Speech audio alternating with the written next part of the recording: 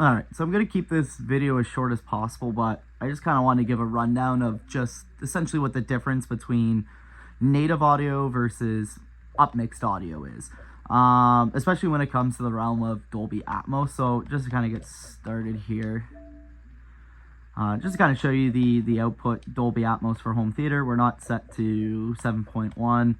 Unfortunately, the TV I have doesn't support DTS audio, so I'd have to plug it in directly to the soundbar, so we won't worry about that too much.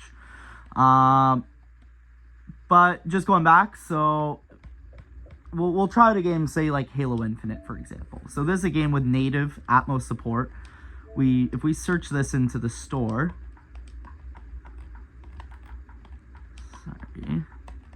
you go to Infinite, they'll actually have different tags within the store. Okay, so you'll see a lot of games will have, you know, spatial audio right here.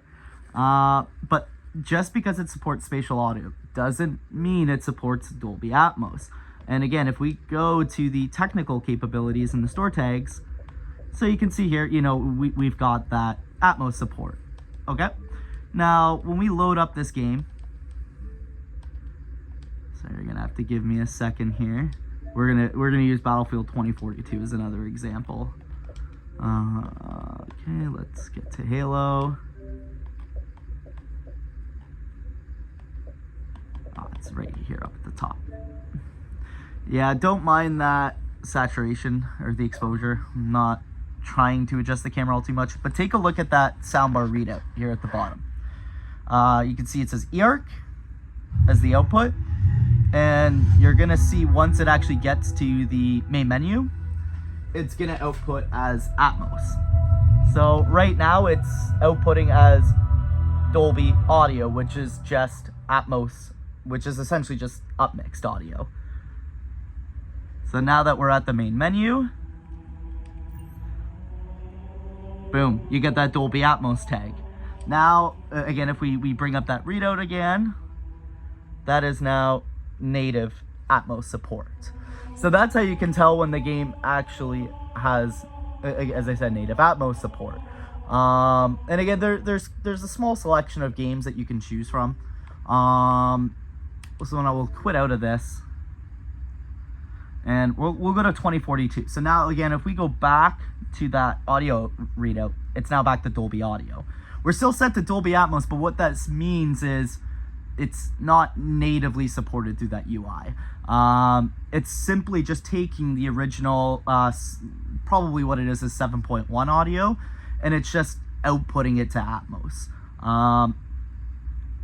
You're not gaining any information.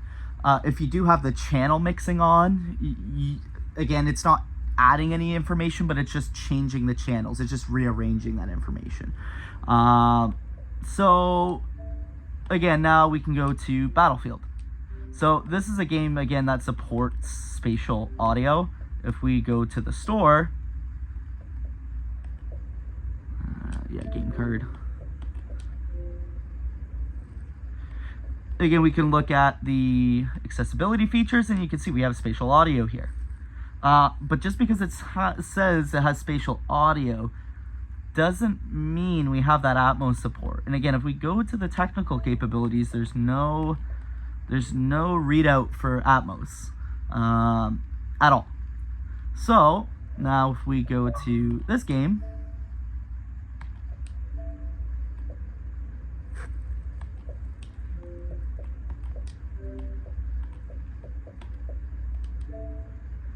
so if we go to 2042, again, we'll keep an eye on that eARC so you can see it a little bit better. Again, it's not changing even when we get to that main menu. Again, if we bring up the readout, we're still as Dolby audio here. Now, I'm gonna let it connect just to kind of prove my point further here. If we go to the actual audio settings,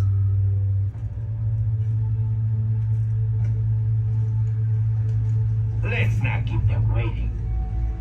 Options. So we'll go to sound. You can actually see we're set to surround on the sound configuration, auto, mono, stereo. You know, we're on surround, so we're not changing any funky settings here. This is set out to be the right path, and again, we're set to Dolby Audio, Dolby Surround, and all that this means is, again, it's being upmixed. It's not a native Atmos source, and this makes sense. You know, let's say, you know, we're gonna go to a game like Oblivion. You know, this was a game, came out probably 2005, 2006. You're not gonna expect this to have Atmos support. In fact, this is actually a stereo support game. So if I go to this game Oblivion here, same idea. You probably get the idea of what's going to happen. It's going to output as, you know, we're not getting Atmos from this. So to kind of prove what I was saying, that the spatial audio tag doesn't mean it has Atmos support at all. You know, even in a game like this, this is a perfect scenario. This game was originally mastered in stereo audio. Even though my console is set to output Atmos, my surround sound speakers don't work. They don't turn on at all, because again, there's no new information being added.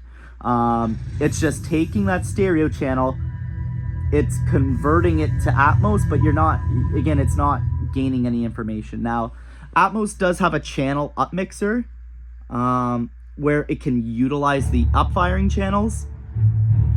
But again, you're not changing the information, you're just rearranging that information, is all that's happening. But if you were to go to my rear speakers, you wouldn't hear any audio from this, because it's stereo. So, again, one more time, we'll just prove that. Dolby Audio. Okay, now, you get the point.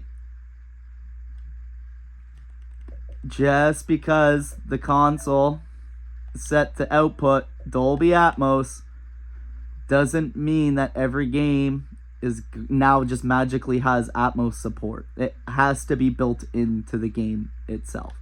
Now, High on Life, this new game, has Atmos support. You know, we'll go to GTA 5. That's another game that has, or even Gears. We can go to Gears.